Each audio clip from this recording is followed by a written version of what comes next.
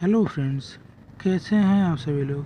स्वागत है आप सबका आपके अपने चैनल एसपीपी स्टडी में और साथ ही साथ हमारे इस unique journey SC Verma volume first में, जहाँ के आज हम पढ़ने जा रहे हैं चैप्टर 4 दी फोर्सेस। ठीक है फ्रेंड, तो इस तरह हमारे इस यूनिक जर्नी में हम चैप्टर 4 पढ़ने जा रहे हैं दी फोर्सेस।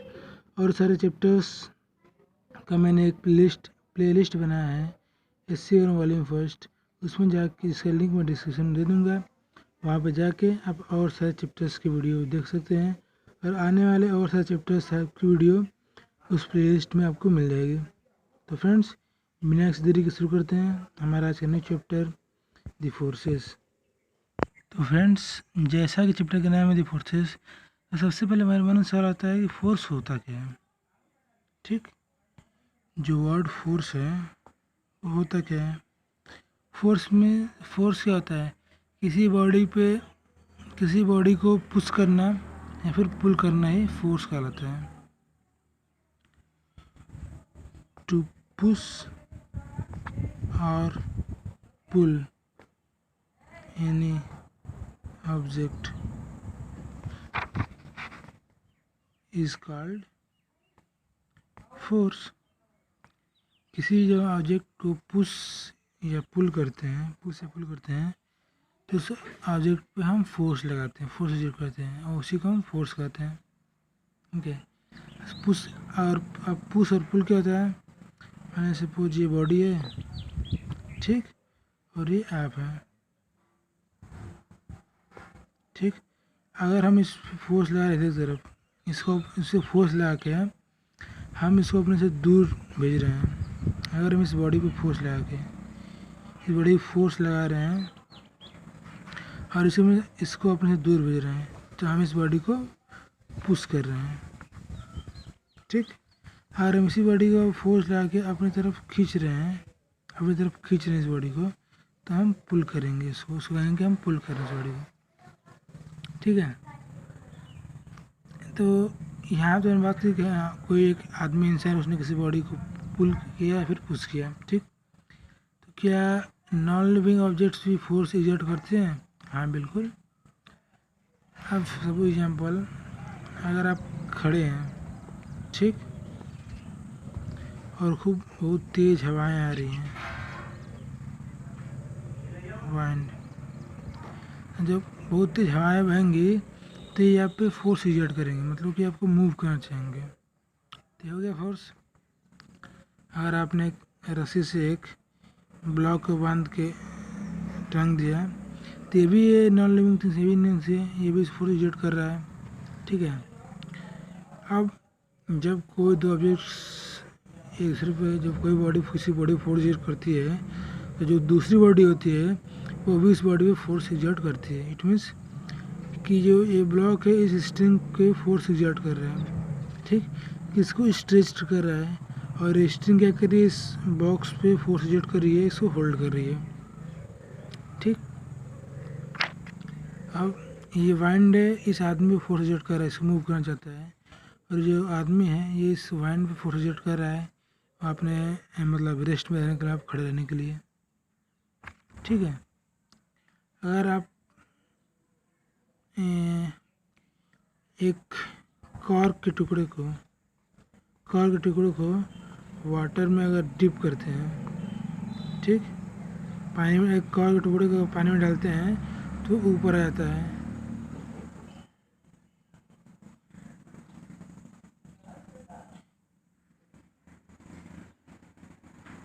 अगर एक कॉर्क टुकड़ा पानी में डाला तो ऊपर आ गया, मीन्स के वाटर ने से फोर्स लगाया और वो ऊपर आ गया। और इसे आप फिर से फोर्स एग्जर्ट करेंगे तो नीचे आएगा, लेकिन जब फोर्स एग्जर्ट करेंगे तो आपको महसूस होगा कि आप जो वाटर है ये भी आपके ऊपर फोर्स एग्जर्ट कर रहा है, ठीक है।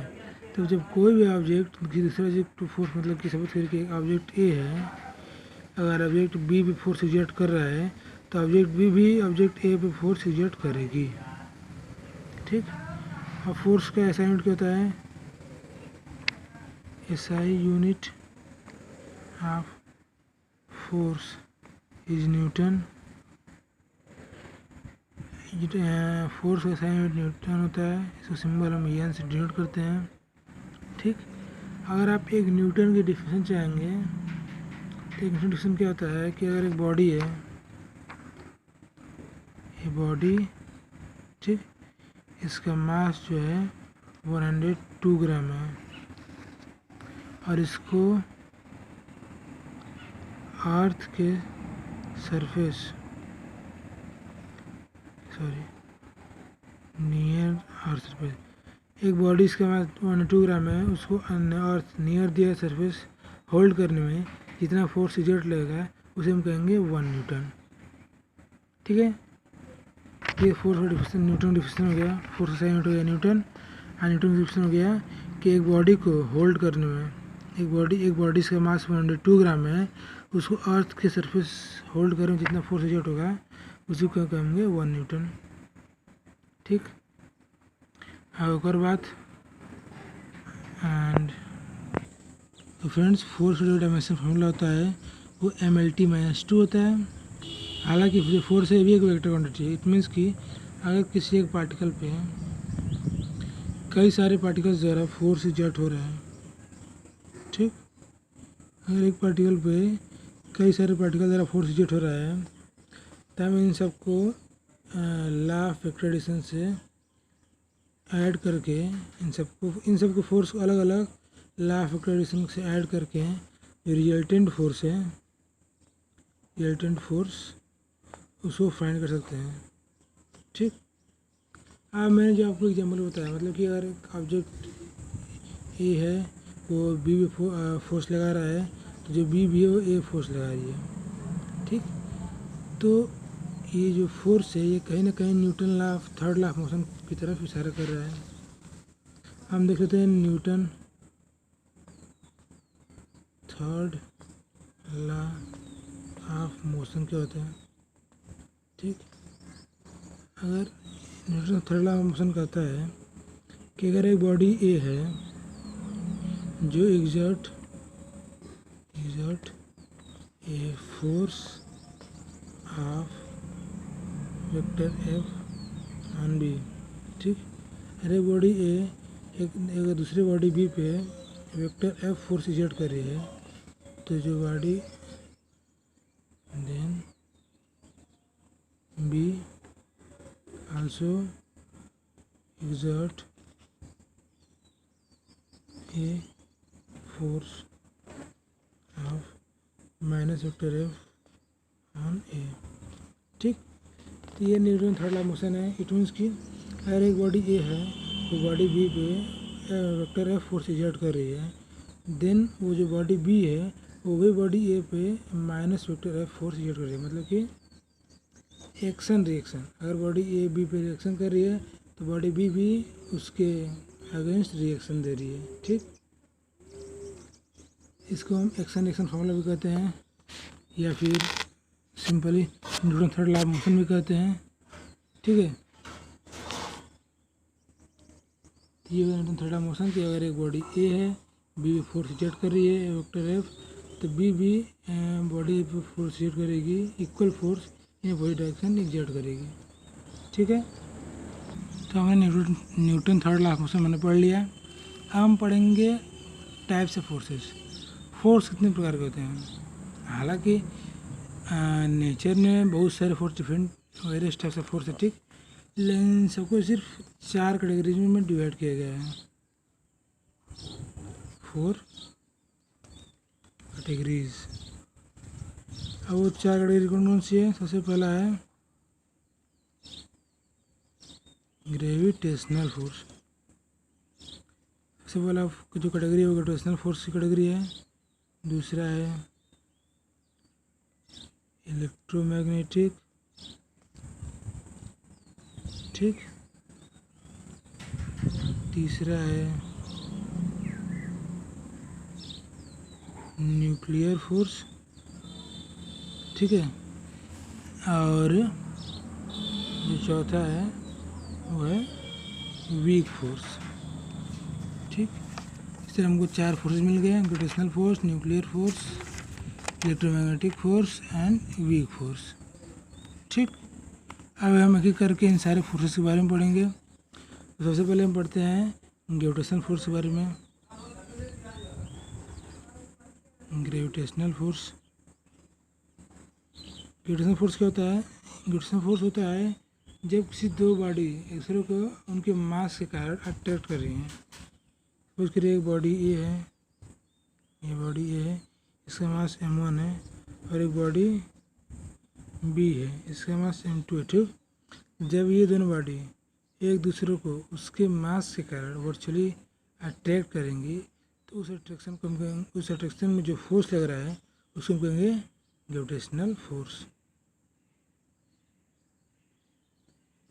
ठीक, मतलब कि जब कोई दो बॉडीज हैं, ठीक, ए और बी, उनका मास m1 m2 है, ठीक है, जब वो दोनों बॉडी एक दूसरे को अपने मास से कारण दूसरे पर जो फोर्स लगाएंगे, जो अपने मतलब अपने मास से कारण दूसरे को अट्रैक्ट करेंगे उसको, तो उसमें जो फोर्स लगेगा उसको हम कहेंगे ग्रेविटेशनल फोर्स। ठीक, ग्रेविटेशनल फोर्स में हमेशा तो जो बॉडीज हैं उसे अट्रैक्ट करती हैं, कभी रिपेल नहीं करती, मतलब अपने से दूर नहीं बची हैं, हमेशा वो अट्रैक्ट करती हैं। ठीक, जो इन दोनों को जो फोर्स ऑफ अट्रैक्शन है उसको फाइंड करने का हमको फार्मूला होता है F = G m1 m2 upon r²।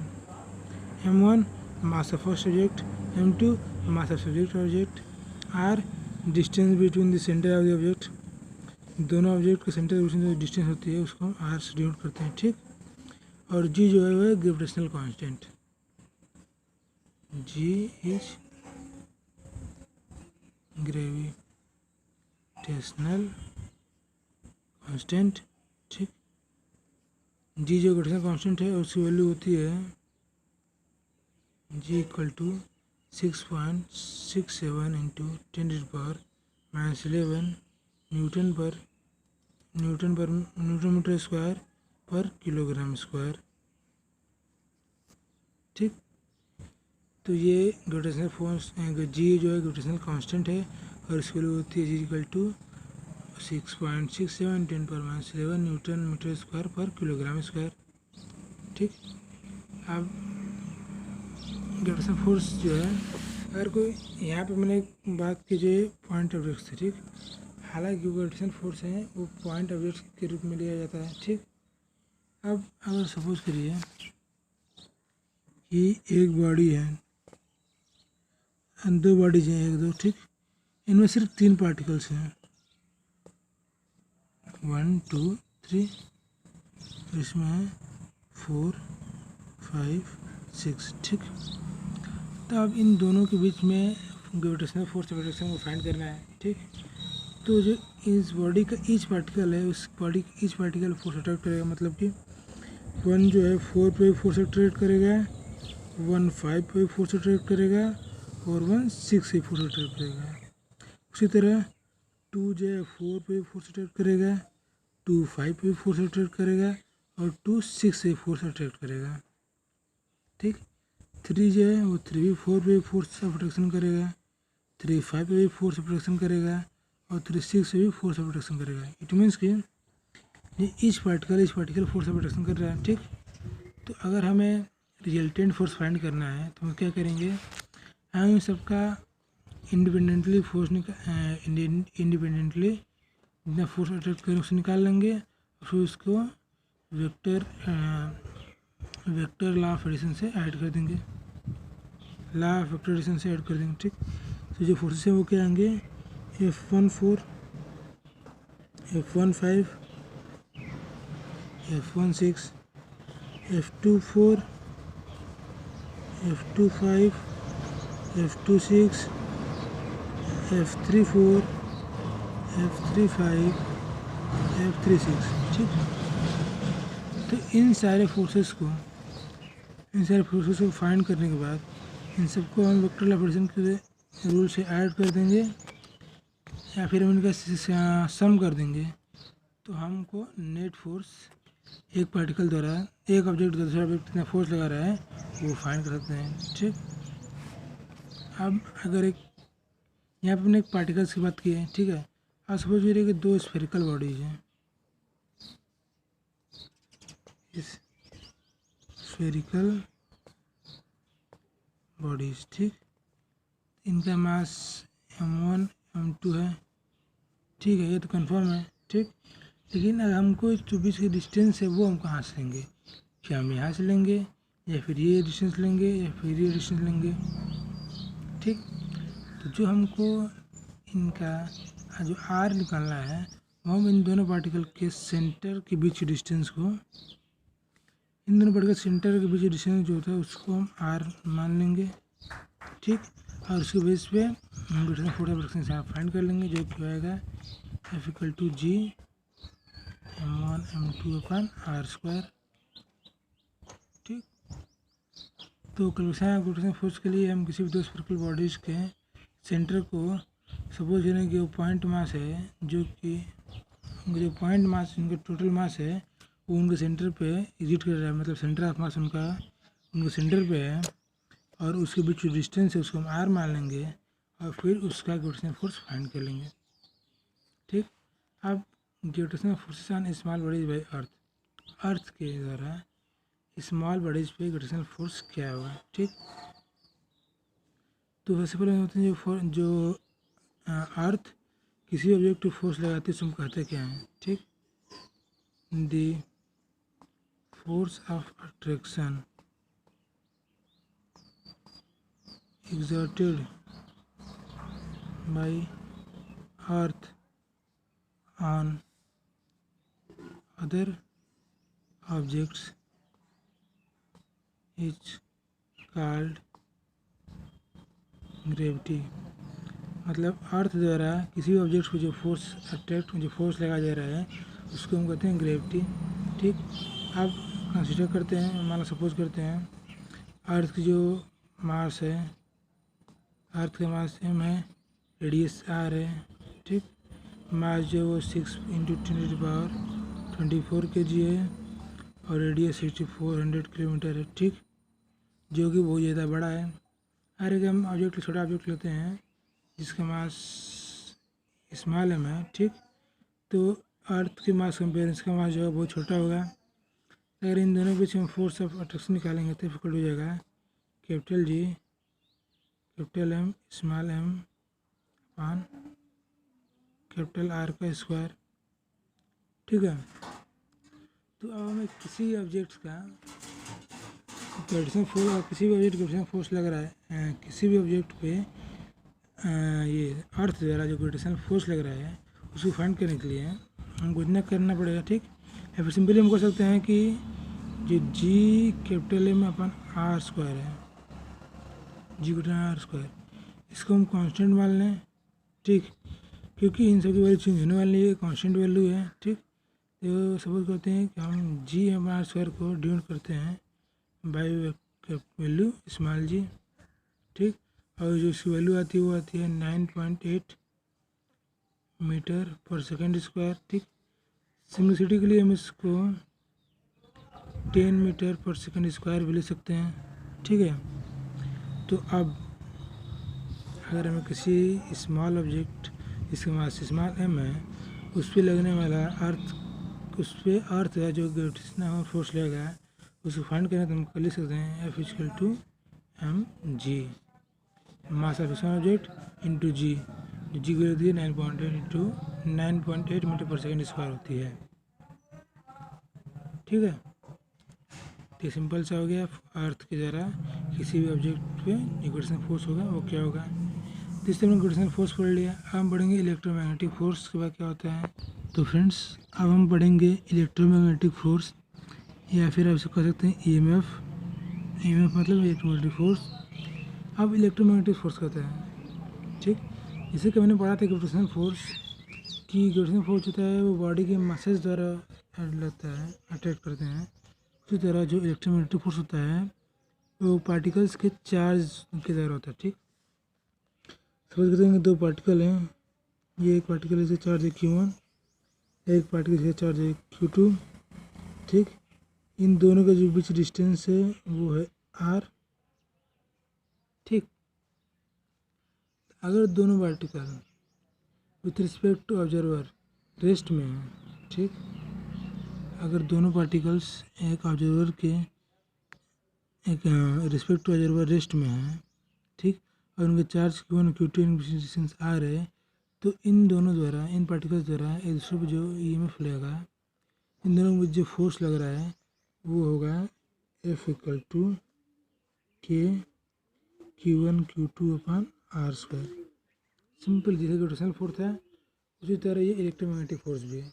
वहाँ पे मास था, यहाँ पे चार्ज है, यहाँ पे दो पार्टिकल्स के चार्ज, इन दोनों के बीच का जो लाइन ज्वाइनिंग, इन दोनों पार्टिकल जो लाइन ज्वाइन कर रही है उसका डिस्टेंस, ठीक, और एक के जो ये है ये कांस्टेंट है, के कांस्टेंट है, ठीक। अब के इक्वल टू होता है 9 × 10⁹ न्यूटन मीटर स्क्वायर पर कूलम्ब स्क्वायर, ठीक। Electromagnetic force simply gravitational force से होता है, वहाँ पे मास है, यहाँ पे चार्ज है, तो यहाँ पे दो पार्टिकल्स का चार्ज Q1 Q2 है, ये पॉइंट चार्जेस हैं, ठीक, और दोनों ऑब्जर्वर के रिस्पेक्ट में रेस्ट में है, ठीक है। तो इनका इसका इस पार्टिकल का चार्ज Q1 है, इसका Q2 है, इन दोनों को जो लाइन ज्वाइन कर इन दोनों पार्टिकल को, उसका जो लेंथ है वो R है, तो जो इन दोनों के बीच में फोर्स एग्जर्ट होगा उसका जो मैग्नीट्यूड होगा वो F equal to K Q1 Q2 upon R² होगा, ठीक। K equal to 9 × 10⁹ metre square, K एक कांस्टेंट है, ठीक।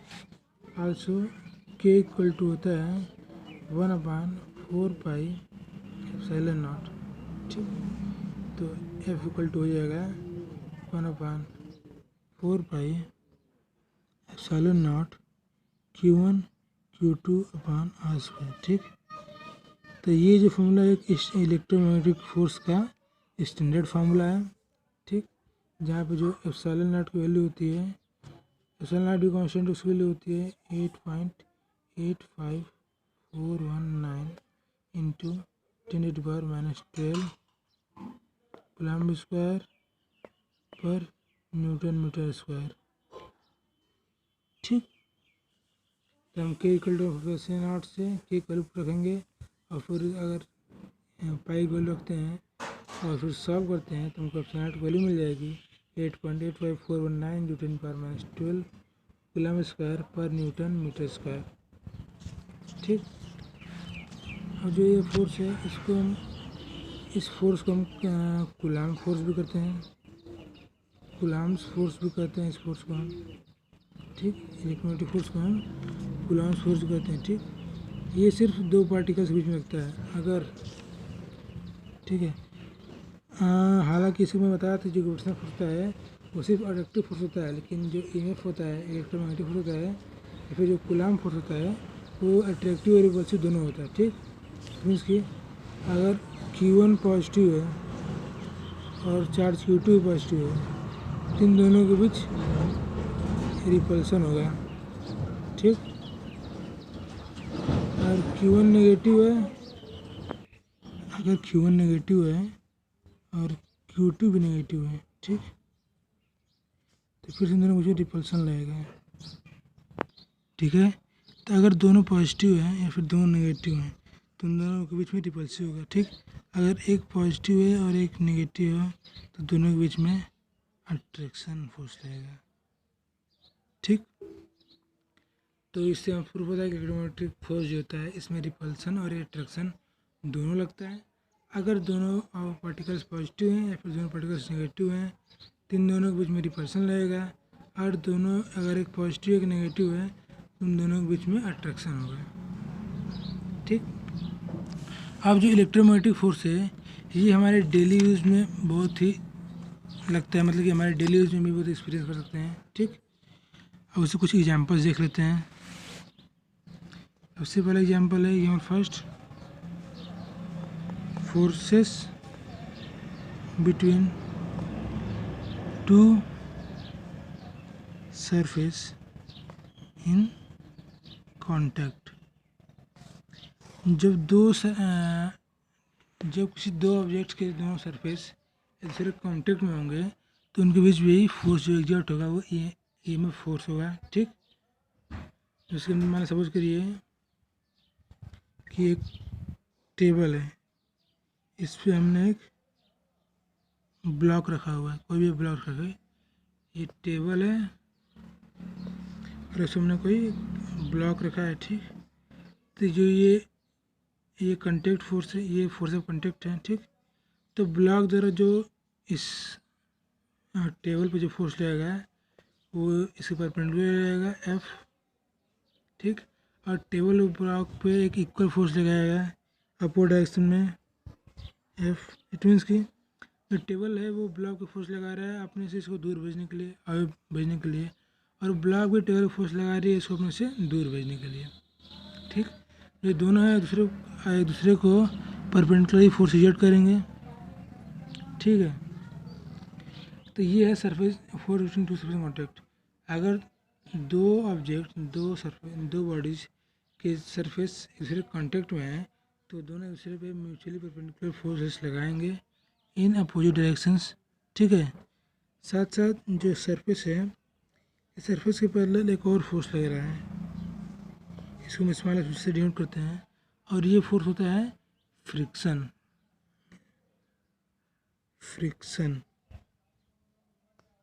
ठीक। इन दोनों सरफेस के बीच में जो फोर्स लग रहा है जिससे कारण ये जो दोनों ऑब्जेक्ट्स हैं वो रेस्ट में हैं, वो है वेक्टर एफ, वो है फोर्स ऑफ फ्रिक्शन, ठीक। किसी बॉडी को किसी सरफेस पे स्टैंड होने के लिए, मतलब खड़े होने के लिए या फिर रेस्ट में आने के लिए फोर्स ऑफ अट्रैक्शन बहुत इंपॉर्टेंट होता है, ठीक। अगर यहाँ बॉडी फोर्स ऑफ अट्रैक्शन ना हो, ठीक है, तो बॉडी बहुत ही स्मूथ रहेगी और जो ये ब्लॉक है इस टेबल से स्लिप कर जाएगा, ठीक। तो फोर्स ऑफ अट्रैक्शन किसी बॉडी को किसी भी दूसरी बॉडी पर स्टैंड करने के लिए बहुत ही आवश्यक है। सपोज करिए आप ही हैं अर्थ पे खड़े हैं, ठीक, अगर आप अर्थ पे खड़े हैं, ठीक, अगर फोर्स ऑफ अट्रैक्शन नहीं होगा तो आप गिर जाएंगे,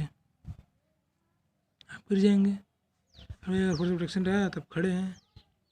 अगर एक फ्रिक्शनलेस सरफेस है यहाँ पे फोर्स ऑफ अट्रैक्शन जैसे कि पानी हो गया, वाटर हो गया, वाटर पे फोर्स ऑफ अट्रैक्शन अगर किसी सरफेस पे वाटर है तो उस वहाँ फोर्स ऑफ अट्रैक्शन बहुत कम हो जाता है या फिर ना के समान होता है, तो वहाँ पे आप स्लिप कर जाते हैं, ठीक। तो फोर्स ऑफ अट्रैक्शन किसी भी दो बॉडी सरफेस कॉन्टैक्ट में बीच में होता है ताकि वो दोनों ऑब्जेक्ट्स एक दूसरे कॉन्टैक्ट में अट्रैक्शन में रह सकें, ठीक। और अगर हम यहाँ से फोर्स ऑफ फ्रिक्शन है उसको हटा दें, एफ को हटा दें, तो जो दोनों ऑब्जेक्ट्स दूसरे पे सिर्फ एक सिंपल फोर्स लगाएंगे, ब्लॉक लगाएगा टेबल पे एफ और टेबल लगाएगा ब्लॉक पे एफ फोर्स, ठीक। ये हो गया forces between two surface in contact. दोनों दूसरे के म्यूचुअली परपेंडिकुलर मतलब अपने नॉर्मल की तरफ फोर्सेस लगा रहे हैं। इन दोनों को रखने के लिए जो फोर्स लग रहा है इन दोनों के सरफेस के पैरेलल वो है फोर्स ऑफ फ्रिक्शन, ठीक। अब tension in string of rope, second number example है tension in string of rope, ठीक। सपोज करिए कि हमने एक ब्लॉक लिया, उसको एक स्ट्रिंग को एक मतलब किसी हुक से अटैच किया और स्ट्रिंग में नीचे एक ब्लॉक बांध दिया, ठीक। तो जब ब्लॉक इस पे फोर्स अट्रैक्ट करेगा तो ब्लॉक जो है ब्लॉक पे अर्थ द्वारा नीचे की तरफ फोर्स लगेगा mg, अगर इसका मास m है तो नीचे की तरफ फोर्स लगेगा mg, तो जो ये स्ट्रिंग है इसमें ऊपर की तरफ टेंशन फोर्स लगेगा t, ठीक। स्ट्रिंग द्वारा स्ट्रिंग पे ब्लॉक द्वारा जो टेंशन है वो t है, ठीक। और ये फोर्स ज़्यादा है क्योंकि जो ये स्ट्रिंग है ये स्ट्रेच होती है, स्ट्रेचड मतलब ये खिंच जाती है, इसका लेंथ हल्का फुल्का जो लेंथ जो होता है हल्का फुल्का चेंज हो जाता है, ठीक। लेकिन बहुत ही माइनर होता है, बहुत ही छोटा होता है, इसको कि हम जनरली ऑब्जर्व नहीं कर पाते हैं, लेकिन फिर भी ज़्यादा फोर्स लगाने पर उसका लेंथ होगा वो चेंज होगा, मतलब कि जो ऑब्जेक्ट जो उसको पुल कर रही है उसका लेंथ चेंज हो रहा है, ठीक। अब इन दोनों कॉन्टैक्ट के पास जो इलेक्ट्रॉन प्रोटॉन्स होते हैं, जो भी इलेक्ट्रॉन प्रोटॉन इस स्ट्रिंग का नियर द ब्लॉक होते हैं उनके द्वारा जो इसे फोर्स एग्जर्ट होता है उसी को हम कहेंगे वही जो रिजल्टेंट फोर्स होता है, और टोटल स्ट्रिंग द्वारा जो फोर्स होता है वो ए फोर्स होता है। यहाँ पर जो ब्लॉक के पास जो इतने इलेक्ट्रॉन प्रोटॉन्स हैं उनके द्वारा इस ब्लॉक की जितना फोर्स एग्जर्ट हो रहा है उन सबका रिजल्टेंट ही टोटल फोर्स होगा जो इस स्ट्रिंग द्वारा या फिर इस रोप द्वारा इस ब्लॉक पे एग्जर्ट हो रहा है। ठीक, तो ये होगा टेंशन स्ट्रिंग ऑफ रोप। ये फोर्स एग्जर्ट कर रहा है, ये मतलब टेंशन जो ये स्ट्रिंग है ये ब्लॉक पे फोर्स एग्जर्ट कर रही है ऊपर की तरफ, ब्लॉक जो है नीचे की तरफ इसको अट्रैक्ट कर रहा है जिससे क्या इसमें टेंशन प्रोड्यूस हो रहा है टी, और इस टेंशन के कारण ये जो स्ट्रिंग है रोप है ये भी स्ट्रेच दे रहा है, लेंथ या इसका लेंथ चेंज हो रहा है। ठीक है, अब हमारा जो थर्ड एग्जांपल है मतलब ईएमएफ का वो है फोर्स ड्यू टू स्प्रिंग। इस स्प्रिंग द्वारा किसी भी अगर फोर्स हो मतलब सपोज करिए ये एक स्प्रिंग है, ठीक ठीक है, तो जो ये हॉरिजॉन्टल फोर्स जब तक इसको कोई हॉरिजॉन्टल फोर्स ना लग रहा है जो इसके दोनों एंड्स के पीछे जो लेंथ है उसको हम कहेंगे नेचुरल लेंथ। नेचुरल लेंथ किसी वायर के क्वाइल्ड करके हम स्प्रिंग बनाते हैं, ठीक, और इसके दोनों एंड्स के बीच में जो अगर इसको कोई हॉरिजॉन्टल फोर्स नहीं लग रहा है तो उस समय इन दोनों एंड्स के बीच का जो डिस्टेंस होता है, जो लेंथ होता है उसको हम नेचुरल लेंथ कहते हैं, इसको कि हम एक्स नॉट से डिनोट करते हैं। ठीक, अब सपोज करें कि हम इससे स्प्रिंग पे एक ब्लॉक से अटैच कर दें। ठीक, अगर हम इसको ब्लॉक को इधर ले जा रहे हैं, ठीक, तो हम स्प्रिंग को स्ट्रेच कर रहे हैं, स्प्रिंग को हम स्ट्रेच कर रहे हैं। ठीक, तो जो इस फोर्स लगेगा वो इसके सेंटर के टूवर्ड्स सेंटर लगेगा, टूवर्ड्स सेंटर। ठीक है, जब हम एक फोर्स से इस ब्लॉक को एक्सटेंड कर रहे हैं मतलब स्प्रिंग को एक्सटेंड कर रहे हैं तो जो फोर्स लग रहा है स्प्रिंग पे वो टूवर्ड्स सेंटर लग रहा है, और अगर हम इसी स्प्रिंग को ब्लॉक द्वारा कंप्रेस करेंगे, कंप्रेस्ड कर रहे हैं तो जो स्ट्रिंग द्वारा फोर्स लगेगा वो अवे फ्रॉम सेंटर लगेगा, अवे फ्रॉम सेंटर। ठीक है, जब स्ट्रिंग को जब भी हम स्प्रिंग को स्ट्रेच या कंप्रेस करेंगे, स्ट्रेच करते हैं तो सेंटर जो फोर्स दिया हुआ टूवर्ड सेंटर लगेगा, और जब इसको कंप्रेस करेंगे तो फोर्स अवे फ्रॉम सेंटर लगेगा।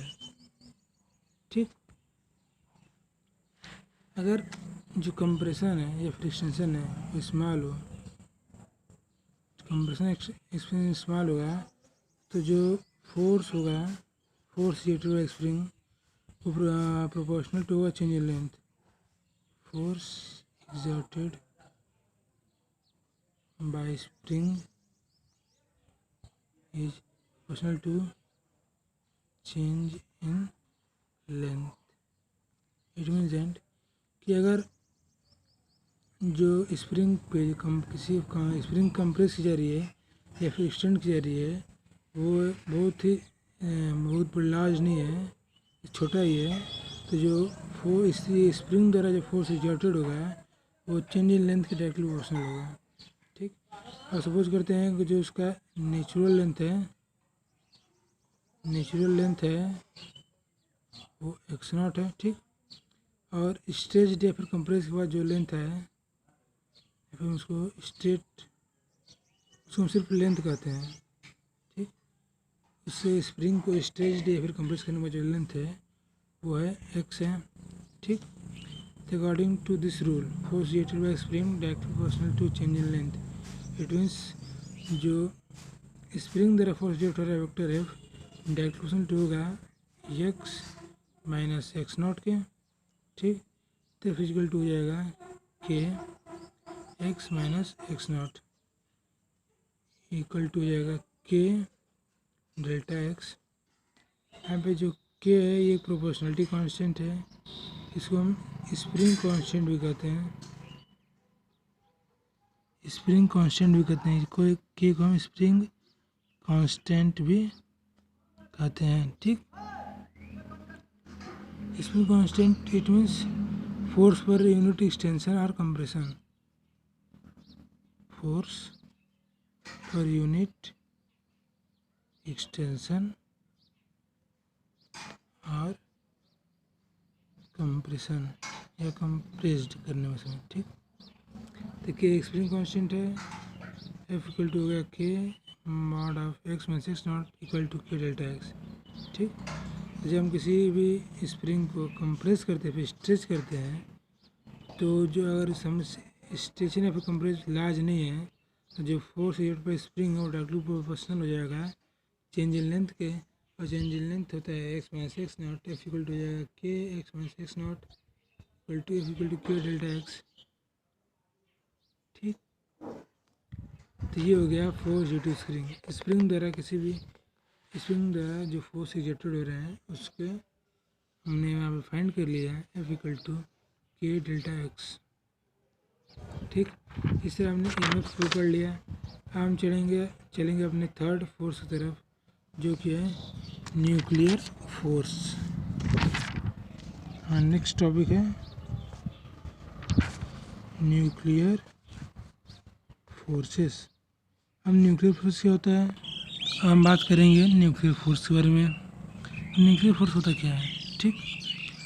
अब अगर आप एक एटम देखें, एक एटम के सेंटर में न्यूक्लियस होता है, ठीक। न्यूक्लियस, ठीक, और उसके चारों तरफ इलेक्ट्रॉन मूव करता है, ठीक है।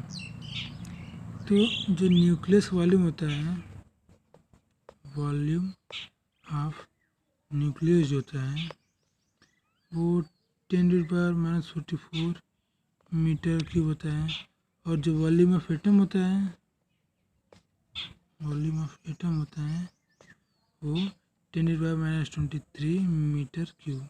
इट मीन्स दैट कि जो न्यूक्लियस का जो वॉल्यूम है वो एटम के वॉल्यूम का 1/10⁻21 है, ठीक।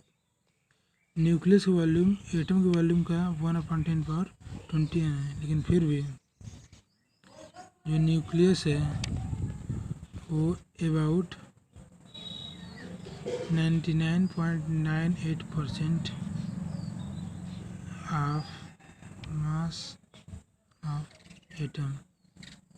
एटम का 99.98% जो मास होता है वो न्यूक्लियस का होता है। अब आप देखिए जो न्यूक्लियस का वॉल्यूम है वो एटम के वॉल्यूम से 1/10⁻21 टाइम्स छोटा होता है, मतलब कि एटम के पूरे वॉल्यूम का 1/10⁻21 टाइम्स 1/10⁻21 टाइम्स ही न्यूक्लियस वॉल्यूम होता है, ठीक। लेकिन उसका जो मास होता है वो पूरे एटम का 99.98% होता है, इतना ज़्यादा, ठीक। अब जब इसका न्यूक्लियस का मास इतना ज़्यादा है, वॉल्यूम बहुत कम होता है, ठीक। तो अगर आप किसी पार्टिकल्स में से इलेक्ट्रॉन्स को रिमूव कर दें, ठीक। सपोज करिए कि हीलियम है, हीलियम He, ठीक। इसमें सिर्फ 2 इलेक्ट्रॉन होते हैं, सिर्फ इसमें 2 इलेक्ट्रॉन होते हैं, ठीक। अगर इन दोनों इलेक्ट्रॉन को हमने रिमूव कर दिया तो जो हीलियम होगा ये बिकम अल्फा पार्टिकल हो जाएगा। तो हम हीलियम को अल्फा पार्टिकल कहाँ लेंगे, तो जो ये बेयर्ड न्यूक्लियस ऑफ हीलियम बचेगा उसको हम कहेंगे अल्फा पार्टिकल, ठीक। जो कि रिमेन्स स्टेबल ऑब्जेक्ट है, जो कि हमेशा स्टेबल रहेगा, ठीक। स्टेबल और अनस्टेबल जो होता है वो सिर्फ इलेक्ट्रॉन्स पे डिपेंड करता है। जब हमने इलेक्ट्रॉन को हटा दिया तो न्यूक्लियस जो स्टेबल हो गया और उसको हम अल्फा पार्टिकल कहने लगे, ठीक है। तो अगर आप देखें तो जो ये अल्फा पार्टिकल्स हैं, आप देखिए जो अल्फा पार्टिकल्स हैं इनमें 2 न्यूट्रॉन है, 2 प्रोटॉन है, 2 न्यूट्रॉन है, ठीक, और 2 प्रोटॉन है, ठीक है। न्यूट्रॉन जो है इसका कोई चार्ज नहीं होता है, प्रोटॉन पे पॉजिटिव चार्ज होता है, ठीक। तो जो ये दोनों प्रोटॉन दूसरे पे रिपल्सन फोर्स लगाएंगे, ठीक। जब ये दोनों प्रोटॉन दूसरे पे रिपल्सन फोर्स लगाएंगे तब तो इन दोनों को न्यूक्लियस से बाहर निकल जाना चाहिए, ये तो टूट जाना चाहिए, लेकिन फिर भी ये टूटता नहीं है, निकलता नहीं है। ठीक, क्यों? Because of nuclear forces. ठीक, अगर आप कहें कि न्यूक्लियर फोर्स नहीं, ग्रेविटेशनल फोर्स का होता है, तो अगर आप इन सबके मासेस को ऐड करके ग्रेविटेशनल फोर्स निकालेंगे तो जो ग्रेविटेशनल फोर्स ऑफ अट्रैक्शन आएगा वो इस फोर्स ऑफ रिपल्सन के कंपेयर में नेग्लिजिबल होगा, मतलब उससे कोई महत्व ही नहीं है, इतना वो कम छोटा होगा। ठीक, तो जो फोर्स इन दोनों प्रोटॉन को इस न्यूक्लियस से बाहर ना निकलने दें, उनको से बाहर ना निकलने, ठीक, उसको हम कहते हैं न्यूक्लियर फोर्स। न्यूक्लियर फोर्स होता है जो कि न्यूट्रॉन और प्रोटॉन, दोनों प्रोटॉन्स को न्यूक्लियस के अंदर अट्रैक्ट करता है, इसके अंदर रखा रहता है। ठीक, इसी फोर्स के कारण जो प्रोटॉन है वो न्यूट्रॉन के अंदर रहता है और न्यूट्रॉन से बाहर नहीं आता है। ठीक, इट मीन्स दैट फोर्स, जिस फोर्स के कारण जो प्रोटॉन है वो न्यूक्लियस के अंदर होता है, रिपल्सन के बावजूद भी वो न्यूक्लियस के अंदर रहता है, वो न्यूक्लियस से छोड़ के बाहर नहीं निकलता है, उस फोर्स को हम कहते हैं न्यूक्लियर फोर्स। ठीक, अब ये न्यूक्लियर फोर्स जो होता है ये बहुत स्ट्रांग फोर्स भी होता है और बहुत स्मॉल होता है, ये according to condition of particle होता है। ठीक, जो न्यूक्लियर फोर्स का डिस्टेंस होता है वो पार्टिकल के बीच का डिस्टेंस होता है। ठीक, अगर पार्टिकल का बीच डिस्टेंस मोर देन 10⁻⁻14 मीटर है, ठीक, मोर देन मीटर, ठीक, जो पार्टिकल होगा न्यूक्लियर फोर्स होगा वो बहुत ही स्मॉल होगा as compare to Coulomb's force. ठीक, लेकिन अगर ये लेस देन 10⁻⁻15 मीटर है या फिर अप्रॉक्सीमेटली इक्वल टू -15 मीटर है, 10⁻15 मतलब पार्टिकल जो बीच डिस्टेंस है वो लेस देन 10⁻⁻15 है, फिर अप्रॉक्सीमेटली जो है इक्वल टू 10⁻⁻15 मीटर है, तो जो होगा बहुत ही लार्जर होगा, much larger as compare to Coulomb force. ठीक, इट मीन्स कि जो न्यूक्लियर फोर्स है वो पार्टिकल के डिस्टेंस में होगा, ये बहुत ही शॉर्ट रेंज फोर्स होगा।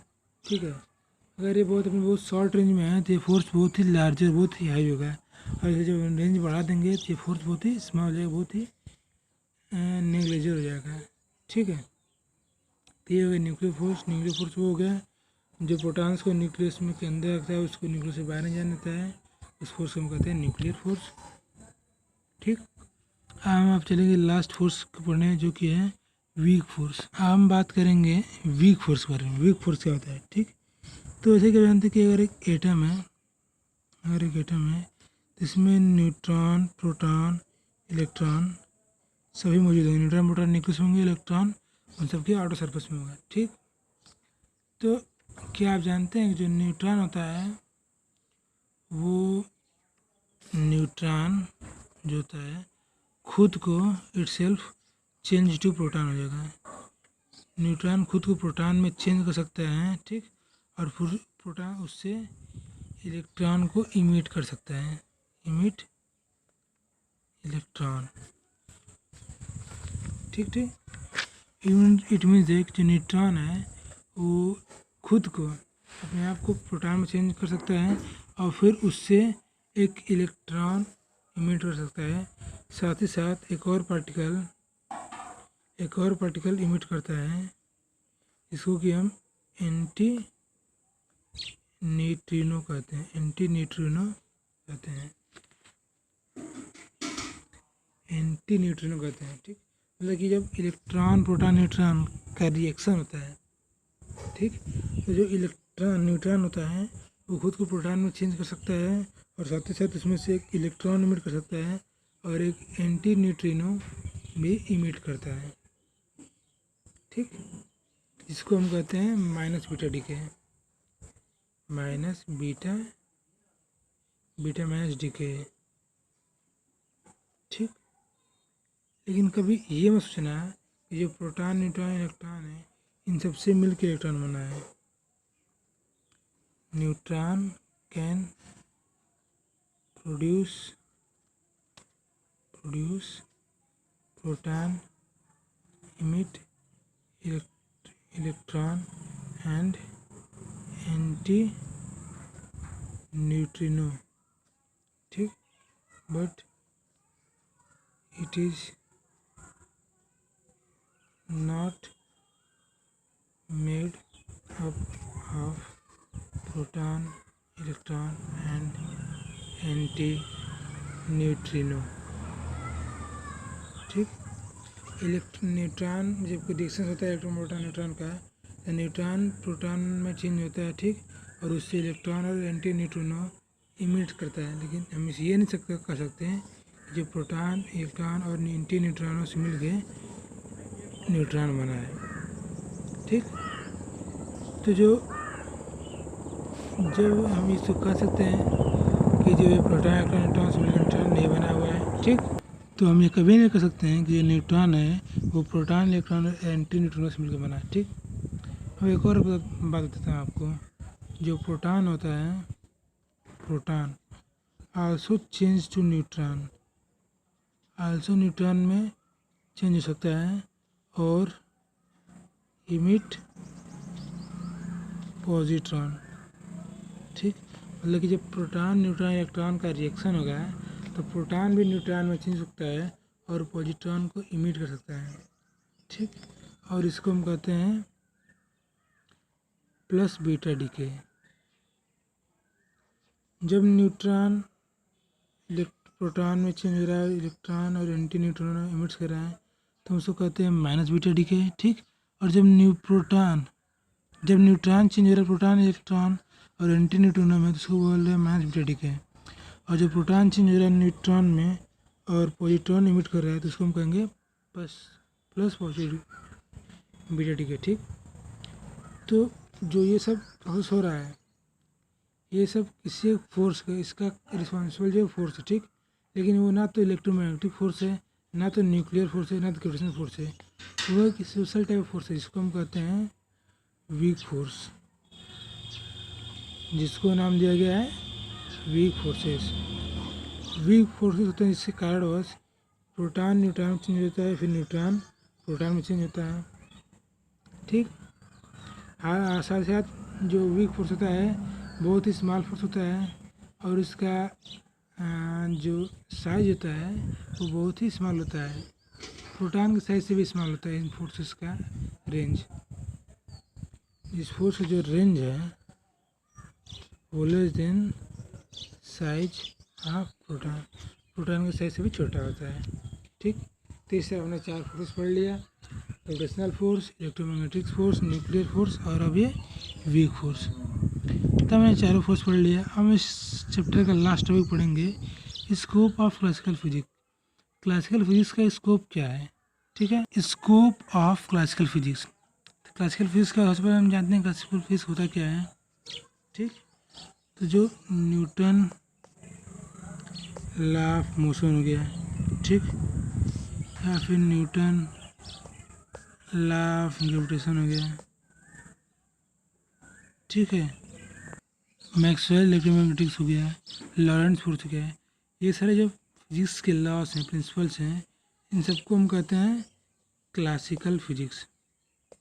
क्लासिकल फिजिक्स, ठीक, ये क्लासिकल फिजिक्स हैं, ये लार्ज एटम्स के लिए बने हुए हैं। ठीक, ये जो रूल्स बने, लॉ बने, सिर्फ लार्ज एटम्स में बने हैं, मतलब कि वो पार्टिकल जिसका लेंथ ग्रेटर देन 10⁻⁻6 मीटर हो, उन पार्टिकल्स पे ये रूल्स फॉलो होंगे, अप्लाई होंगे। ठीक, लेकिन जो पार्टिकल्स जिनका जो साइज है वो लेस देन, जो पार्टिकल्स का साइज वो लेस देन 10⁻6 मीटर है, उनको लिए ये लॉ एप्लीकेबल नहीं है। उनके लिए जो आता है वो होता है क्वांटम फिजिक्स। ठीक, जो पार्टिकल्स की साइज 10⁻6 मीटर से लेस होगा उसके लिए, उन पार्टिकल्स के लिए क्वांटम फिजिक्स होती है। ठीक, उन पार्टिकल्स के बारे में हम क्वांटम फिजिक्स पढ़ते हैं। क्लासिकल फिजिक्स का लॉ उन पार्टिकल्स पे अप्लाई होगा ही नहीं। ठीक, क्योंकि जो क्लासिकल फिजिक्स का लॉ है वो ग्रेटर देन 10⁻6 मीटर के पार्टिकल्स के लिए बनाए गए, उनके बेसिस पे बनाए गए। ठीक, तो ये तब से चलेगा, हम तब तक क्लासिकल फिजिक्स के बारे में पढ़ेंगे, समझेंगे, तब तो कोई ऐसा नहीं फार्मूला नहीं आता जो क्लासिकल फिजिक्स और क्वांटम फिजिक्स दोनों को फॉलो करें। ठीक, जब तक ऐसा फार्मूला नहीं होता है जो क्लासिकल फिजिक्स और क्वांटम फिजिक्स दोनों फिजिक्स के फार्मूले को सेटिस्फाई करे और पार्टिकल जिसको एक लेंथ कुछ भी हो, या फिर ग्रेटर देन 10⁻⁶ मीटर हो या फिर लेस देन 10⁻⁶ मीटर हो, ठीक। सब पार्टिकल्स के पे वो जो लॉ है वो फॉलो करे, लॉ सेटिस्फाई करे, तब तक जब तक ये लॉ वो लॉ नहीं आ जाते हैं तब तक हम क्लासिकल फिजिक्स का यूज़ करेंगे, ठीक। हालांकि जो क्लासिकल फिजिक्स का रेंज है वो ग्रेटर देन 10⁻⁶ मीटर है। इट मीन्स ये नहीं कि वो जितना साइज बड़ा होता है सब तक आएगा, वो अप टू है less than 10⁻8 metre. Classical physics इतने लिमिट तक वैलिड है, ठीक। ग्रेटर देन 10⁻⁶ मीटर से लेके लेस देन 10⁻8 मीटर तक, इतने रेंज तक के जो पार्टिकल्स हैं उनका जो साइज होगा इतने रेंज तक है, उन पार्टिकल्स पे क्लासिकल फिजिक्स अप्लाई होगा, ठीक। अगर 10⁻⁶ मीटर से छोटा है तो वहाँ पे क्वांटम फिजिक्स अप्लाई होगा, ठीक है। तो ये तथा क्लासिकल फिजिक्स का स्कोप है, मतलब क्लासिकल फिजिक्स कहाँ से कहाँ तक, क्लासिकल फिजिक्स के रूल्स कहाँ से कहाँ तक यूज होते हैं, तो वो हमको मिल गया। ग्रेटर देन 10⁻⁶ मीटर से लेकर लेस देन 10⁻8 मीटर तक, ठीक। तो ये हो गया हमारा क्लासिकल फिजिक्स का स्कोप, रेंज, ये रेंज हो गया, ठीक।